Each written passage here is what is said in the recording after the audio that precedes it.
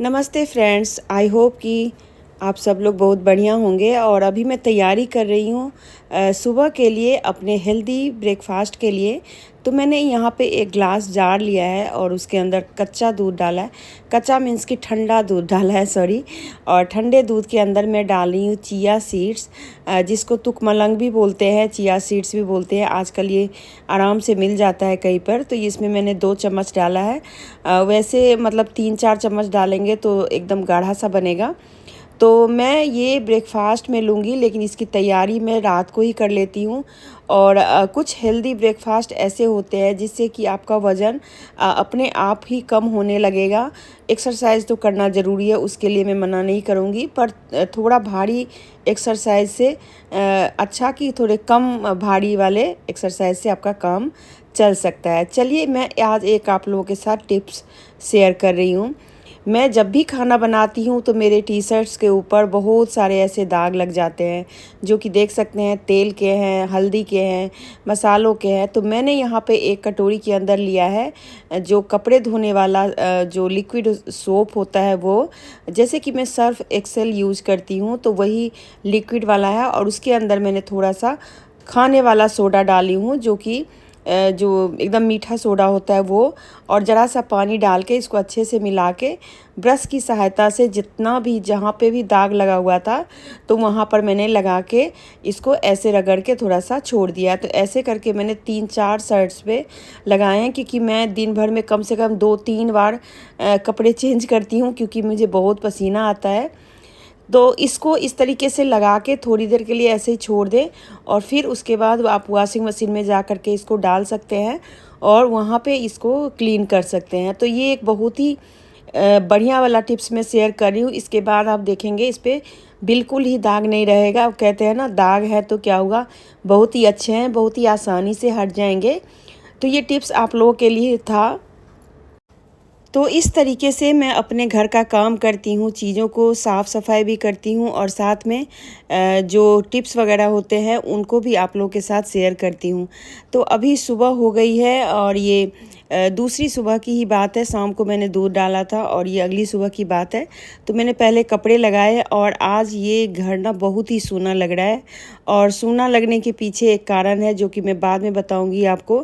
पहले मैं थोड़ा सा अपना जो सुबह का टाइम जो मेरा होता है, थोड़ा सा गर्म पानी लेने का और ग्रीन टी लेने का, दवाई खाने का, ये सब मैं कर लूँ, फिर आप लोगों के साथ बात करती हूँ।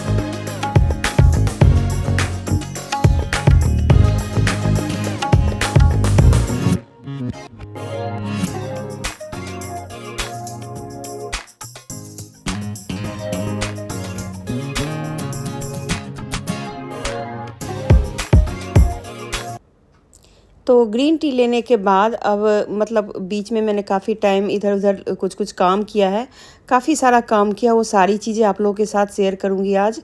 और अब मैंने इस चिया सीड्स को, जो मैंने रात को फ्रिज में रख दिया था, उसको निकाल के लाई हूँ और इसके अंदर थोड़े से कटे हुए आम डाल दिया है। और कुछ मैंने यहाँ पर मैंने थोड़े से अखरोट डाले, और अखरोट के बाद कुछ मूसली पड़े थे मेरे पास, तो मैंने 2 चम्मच मैंने मूसली डाले। और जो आम काटा था ना, तो उसी में से थोड़ा सा मैंने पहले डाल दिया और थोड़ा सा बाद में डाल दिया। और ये एक हेल्दी ब्रेकफास्ट तैयार हो गया। आपको किसी भी डाइटिशियन से पूछने की ज़रूरत नहीं है, आप इसको खाइए। रोज़ इसमें थोड़ा बहुत चेंजेस कर लीजिए।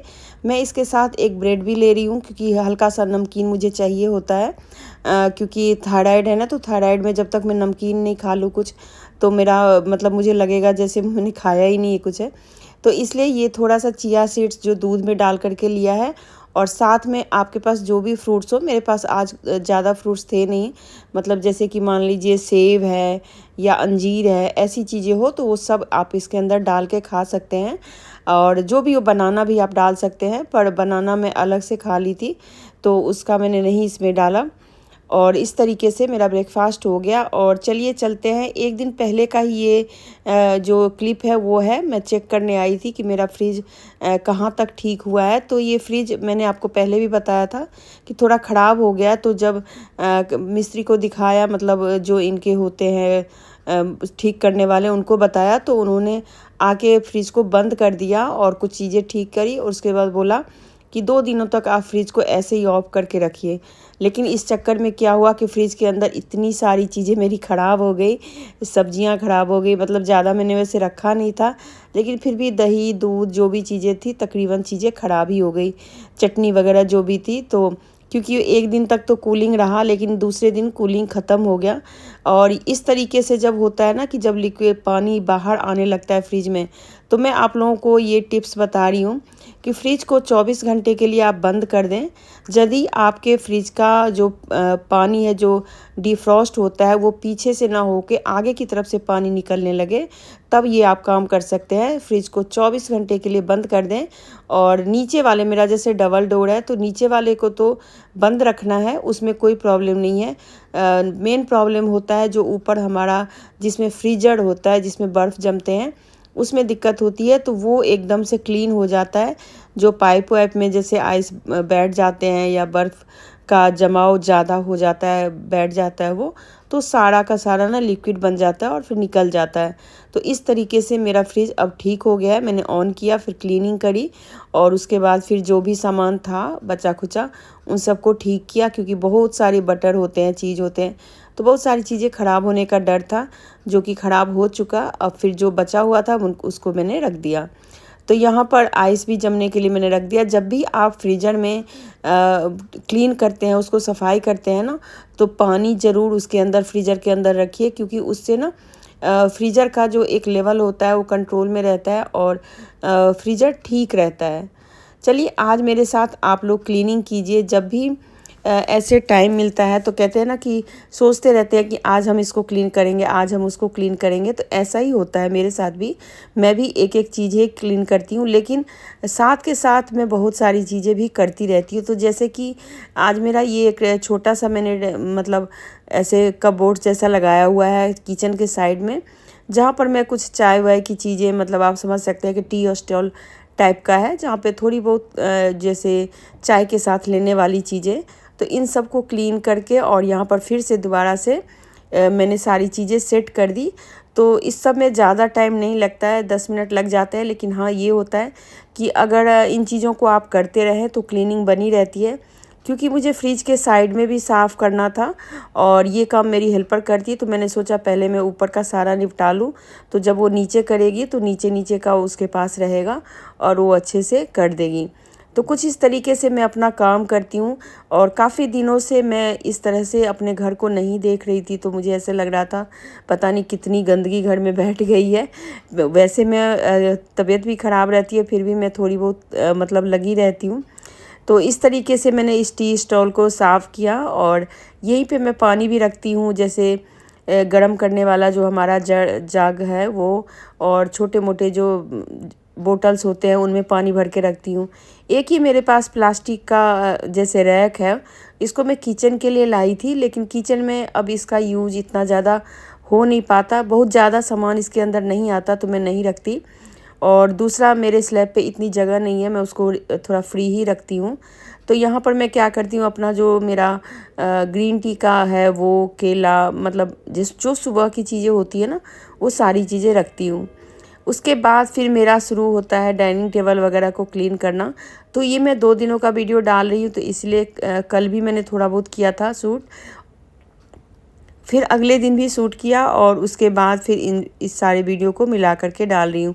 अब मेरी तबीयत थोड़ी थोड़ी ठीक हुई है और थोड़ी बहुत सी प्रॉब्लम तो मेरी बनी ही रहती है।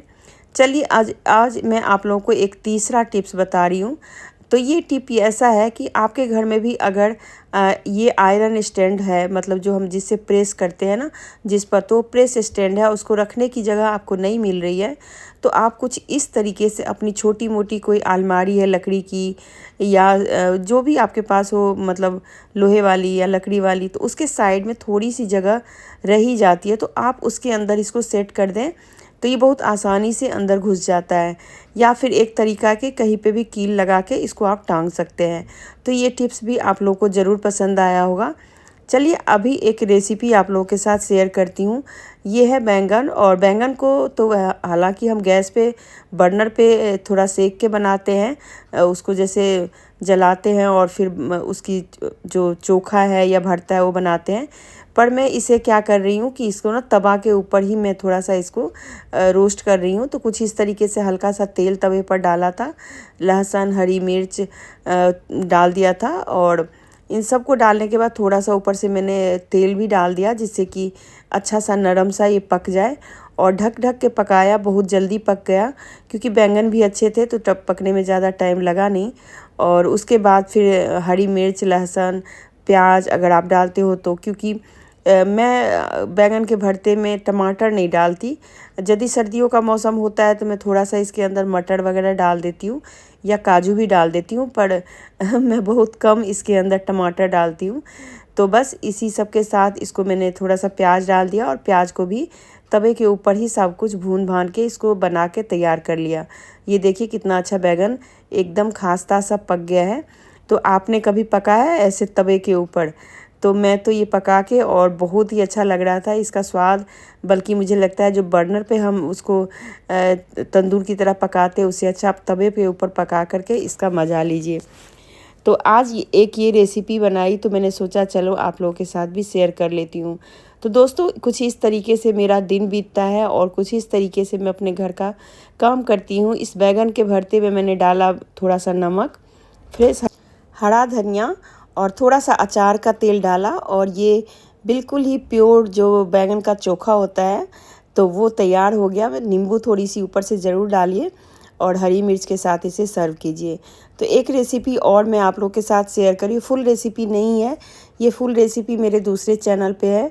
तो ये मैं बना रही हूँ चावल के आटे और आलू से बना हुआ नाश्ता। शाम का टाइम था तो मैंने सोचा चलो मैं आपको बता देती हूँ। और यहाँ पर टमाटर के लिए इस बार मैं आपको एक टिप्स बता रही हूँ कि टमाटर आजकल वैसे ही कम मिल रहे हैं और उसको संभालना थोड़ा सा आप लोगों के लिए भी लगता होगा कि सड़ ना जाए। तो इसको आप क्या करें, एकदम क्लीन कर लें और उसके बाद किसी प्लास्टिक के डब्बे में उसको कुछ इस तरीके से रखें, और ऊपर से कोई भी जैसे मतलब मैं तो कई बार पेपर भी रख देती हूँ, लेकिन टिश्यू पेपर भी रख देंगे तो भी चलेगा, जो किचन रोल वाले होते हैं ना वो वाले पेपर। और इसको आप हल्का सा बंद करके, ज़्यादा मत बंद कीजिए, थोड़ा खुला रहने दीजिए, और इसको आप रखिए। ये 1 सप्ताह से ज़्यादा ही आपका चल जाएगा। मैंने इसको इस तरीके से यूज़ किया है इसलिए आपको बता रही हूँ। कुछ इसी तरीके से आप प्याज को भी संभाल के रख सकते हैं। तो इस तरीके से मैं काट लेती हूँ प्याज को, और इसको धो के पहले कपड़े से अच्छे से सुखा लेती हूँ। सुखाना बहुत ज़रूरी है क्योंकि अगर इसके अंदर पानी रह गया तो ख़राब हो सकता है। और पीछे मेरी फ्रिज जैसे ख़राब हुई थी तो मैं उसके अंदर बहुत सारी चीज़ें मेरी ख़राब हो गई, लेकिन प्याज पूरे 2 हफ्ते तक चला था। और अभी मैं कुछ इस तरीके से फिर से प्याज को काट के और ऐसे ही टिश्यू पेपर से ढक दिया। इससे ये होता है कि ऊपर जो भाप बनता है ना वो अंदर चीज़ों पर नहीं जाता, तो वो टिका रहता है बहुत दिनों तक। बस इसके ढक्कन बंद करके रख लें, आराम से 1 हफ्ते तक इसको यूज करें। तो कैसे लगे आज के सारे टिप्स और मेरे काम करने का तरीका? अच्छा लगा हो तो ज़रूर वीडियो को लाइक करके कमेंट कर दीजिएगा। और शाम हो गई है, आज बस इतना ही, फिर मिलते हैं कल। और आज मैंने बनाई है आलू परवल की सब्ज़ी। रात का टाइम हो गया है और मैंने कपड़े भी चेंज कर लिए हैं। और अभी क्या हो रहा है ना, गर्मी इतनी है तो बार बार मैं टी शर्ट चेंज करती रहती हूँ। तो आज मैंने बनाया है आलू परवल की सब्ज़ी और बहुत अच्छी बनी थी। आप लोग कैसे बनाते हैं ज़रूर बनाइए, बताइएगा। मैंने शेयर किया हुआ है इसलिए फुल वीडियो नहीं शेयर कर रही हूँ, बस थोड़ा पास से दिखा देती हूँ। तो देखिए कि कुछ इस तरीके की ये दिख रही है, कैसी लग रही है? ये तो लग रहा है जैसे परवल पूड़ी के साथ खाने वाला है। फिर मिलते हैं।